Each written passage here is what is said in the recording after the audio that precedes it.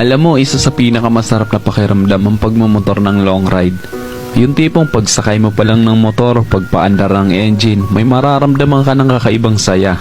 Dahil kapag nagmumotor ka sa mahabang biyahe, talagang nakakawala ng stress at ma-appreciate mo pa ang ganda ng mundo. Yung tipong habang nagmumotor ka, masasabi mo na lang sa sarili mo na, wow, ang sarap palang mabuhay. Ang ganda pala ng mundo.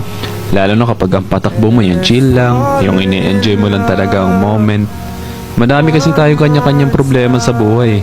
Pero kapag nagmomotor ka na, makakalimutan mong problema mo. Lalo na kapag maganda ang view, maganda ang kalsada, tapos hindi mo namamalayan, nagkakaroon ka na pala ng positive mindset dahil magaan ang pakiramdam mo eh. Kaya kapag stress ka na, kailangan mo lang din talaga minsan ng mahabang biyahe bilang isang pahinga eh. Ang weird no? Kasi nakakapagod magmotor pero ito yung pahinga ng gusto-gusto ng marami. Pero sasabihin ko sa'yo, hindi katawan ang napapahinga kapag ka naglo-long ride ka eh. Kundi yung utak mo, kundi yung sarili mo mismo. Kaya deserve mo rin mag-enjoy. Deserve mo makarating sa magagandang lugar. Deserve mo ng bagong experience, ng bagong kwento. Ang buhay ay isang mahabang biyahe. Madami kang pagdadaan ng iba't ibang uri ng kalsada. Malubak, mabuhangin, madulas. Kailangan mo lang din talaga maging maingat. At pwede kang huminto para magpahinga.